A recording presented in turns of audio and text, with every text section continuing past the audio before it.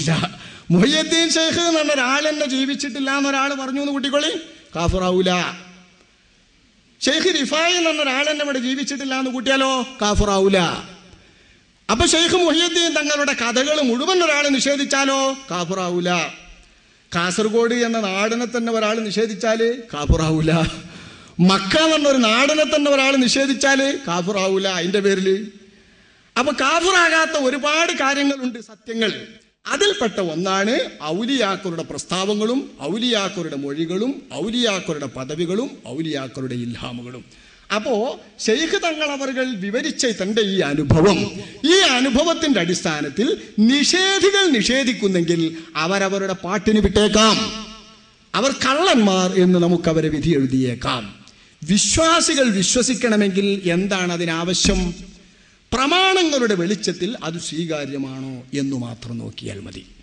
പ്രമാണങ്ങളുടെ വെളിച്ചത്തിൽ ഇത്തരം ഒരനുഭവം സ്വീകാര്യമാകുമോ, പ്രമാണങ്ങളുടെ വെളിച്ചത്തിൽ ഇത്തരം ഒരാളുടെ അനുഭവം സ്വീകാര്യമാണോ എന്ന് വിലയിരുത്തുമ്പോൾ മുഹയ്യദ്ദീൻ മാലയിലെ സംഭവമോ മുഹയ്യദ്ദീൻ ഷെയ്ഖിന്റെ മറ്റു സംഭവങ്ങളോ തെളിയിക്കുന്ന പ്രമാണം എന്താണ്?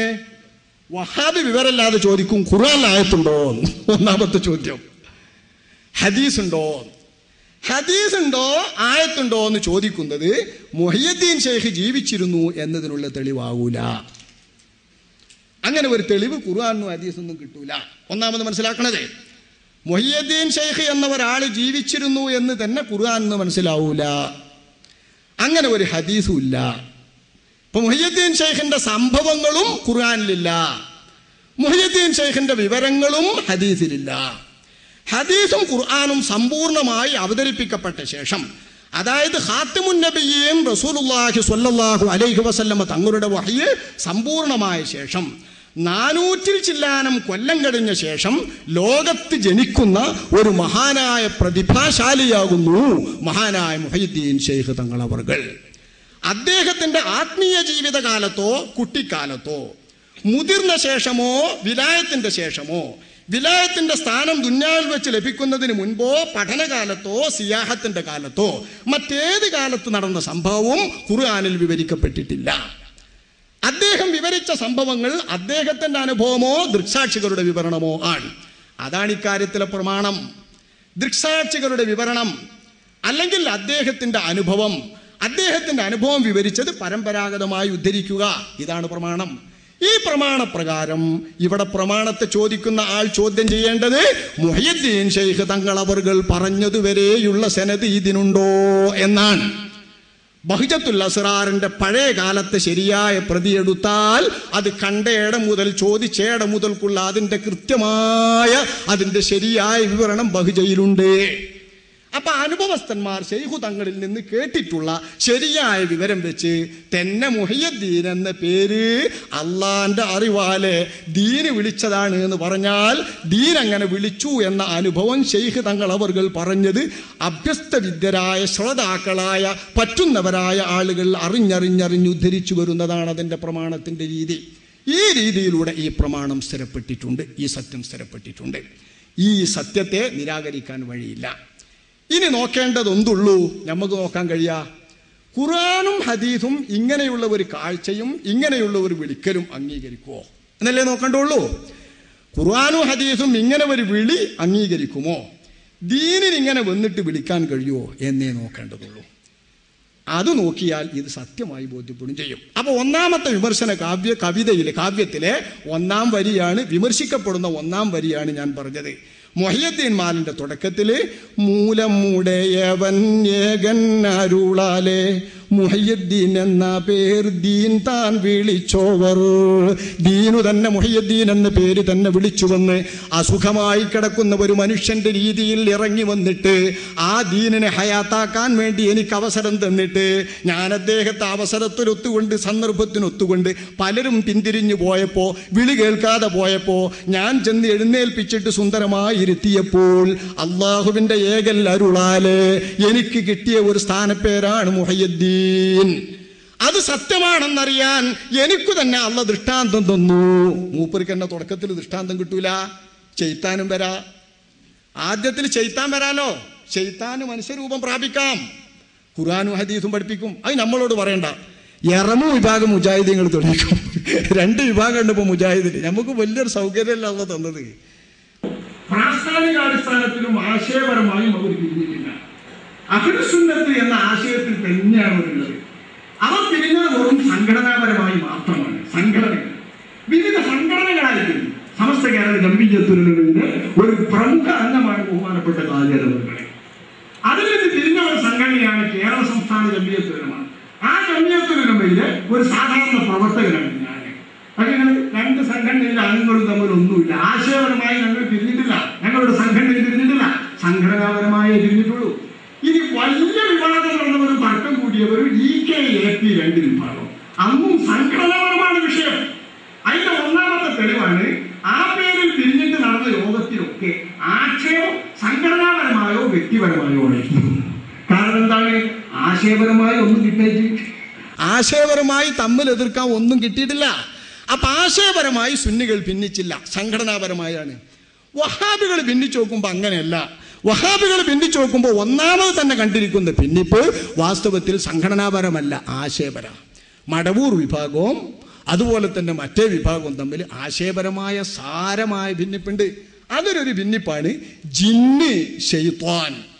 ഇവകൾക്ക് മനുഷ്യന്റെ ശരീരത്തിൽ കയറാനോ മനുഷ്യന്റെ രൂപം പ്രാപിക്കാനോ ശാരീരിക ഉപദ്രവേൽപ്പിക്കാൻ പറ്റുമോ പറ്റൂലേ എന്ന് തർക്കം. കോമു വിഭാഗം പറയുന്നു പറ്റൂല, കഴിയില്ല. അത് മുഅ്തസിലത്തിന്റെ വാദം അപ്പടി അണ്ണാക്ക് തൊടാതെ വിഴുങ്ങിയതാണ്.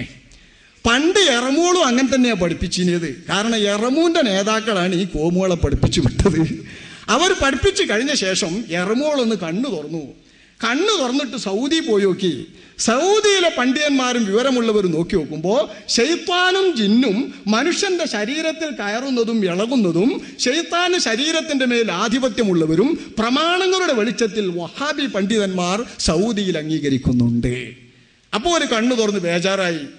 സൗദിയിലെ വരുമാനങ്ങാനും മുടങ്ങിയ എറമോളും കോമോളും 2 ശരിയാവും, ഔട്ട്. ആകെ ഈ വിലസാൻ കിട്ടണ സുന്നിയക്കെതിരിൽ ഈ കോറാമാത്തി മുഴുവൻ നടത്താൻ കിട്ടുന്നത് സൗദിയിലെ പണ. വെറുതെ ഇട്ടല്ല, ദീനീ ദേവത്തിന് കിട്ടുന്ന പണം. ദീനീ ദേവത്തിന് കിട്ടുന്ന പണം തോന്നിയാസം പറഞ്ഞ് മുസ്ലിമീങ്ങളാക്കാനും മുസ്ലിമീങ്ങളെ കാഫറാക്കാനും വിനിയോഗിച്ചുകൊണ്ടാണ് ഇവർ അമ്മാനമാടുന്നത്, ദീന് കൊണ്ട് അമ്മാനമാടുന്നത്. ഈ അമ്മാനമാടുന്ന വിഭാഗത്തിന് അറേബ്യൻ നാട്ടിൽ നിന്നിട്ടുന്ന പണം അങ്ങ് മുടങ്ങിപ്പോകും. അപ്പോൾ ഒരു മെല്ലുണ്ടാക്കി സെലഫി മൻഹജാണ് നമ്മളെ മൻഹജ്. ഈ സെലഫി മൻഹജിൽ നോക്കിയാൽ ജിന്നുകൾ മേത്ത് കയറും, ശരീരത്തിൽ ആധിപത്യം സ്ഥാപിക്കും, ജിന്നും ശൈത്താനും മനുഷ്യനായി രൂപപ്പെടും. അപ്പൊ ജിന്നും ശൈത്താനും മനുഷ്യനായി രൂപപ്പെടും എന്ന് ഇന്ന് പറയാൻ നമ്മൾ വേണ്ട. എറമു വിഭാഗത്തെ, അതായത് ഔദ്യോഗിക മുജാഹിദ് KNM വിഭാഗത്തെ, KNM എന്ന ഔദ്യോഗിക പേരിൽ പ്രവർത്തിക്കാൻ നിവൃത്തിയുള്ള വിഭാഗം ഏതാണോ അവരില്, ആ വിഭാഗത്തെ സമീപിച്ചാൽ അതിൻ്റെ തെളിവ് കിട്ടും. നമുക്ക് ഞാൻ തെളിവ് പറയണ്ട. അതുകൊണ്ട് ശൈത്താൻ വന്ന് കടന്നിട്ട് മൊയ്യദ്ദീൻ ശൈഖിനെ പറ്റിക്കാൻ വേണ്ടിയിട്ട് ആദ്യം പറയാം, ഇനി ഒരു മുഹയ്യദ്ദീൻ എന്നാണ് പോയി വിളിച്ചോ, ഞാൻ പോയി പറഞ്ഞോളാം. നമ്മളെ പോലത്തെ ഒരു നോളയാണെങ്കിൽ അങ്ങനെ പറയും ചെയ്യും. ഇപ്പം ഞാനാണ് ഇപ്പം ഇങ്ങനെയൊക്കെ പ്രസംഗിച്ച് നടന്ന് ഇവിടുന്ന് മെല്ലാണ് പോകുമ്പോൾ ഒരാൾ പറഞ്ഞ്, ഞാനേ ഒരു മലക്കാട്ടോ, നിങ്ങൾക്ക് മുഹയ്യദ്ദീൻ എന്ന് പേര് തരാൻ വേണ്ടിയിട്ട് ഞാൻ വന്നതേനു, നിങ്ങൾ ഇനി മുഹയ്യദ്ദീൻ എന്ന് വിളിച്ചോളി എന്ന് പറഞ്ഞാൽ ഞാൻ പിന്നെ കിട്ടുന്ന സ്റ്റേജിൽ ഒന്നാമത് പറയും, ഞാൻ പോരുമ്പോൾ ഇന്നെ മുഹയ്യദ്ദീൻ എന്ന് വിളിച്ചിരിക്കുന്നു, ദീൻ അങ്ങനത്തെ ആളാണ് ഇങ്ങനത്തെ ആളാണ് ഈ വിനീതൻ എന്ന് പറയുന്നേ ഉള്ളൂ. മെല്ലെ എന്ത് തോന്നിയാസം വലുപ്പം പറഞ്ഞിട്ട് പിന്നെ നിസ്സാരാക്കാനുള്ള പേരാ ഈ വിനീതൻ, ഇത് ഞാൻ പറയൂ എന്നേ ഉള്ളൂ.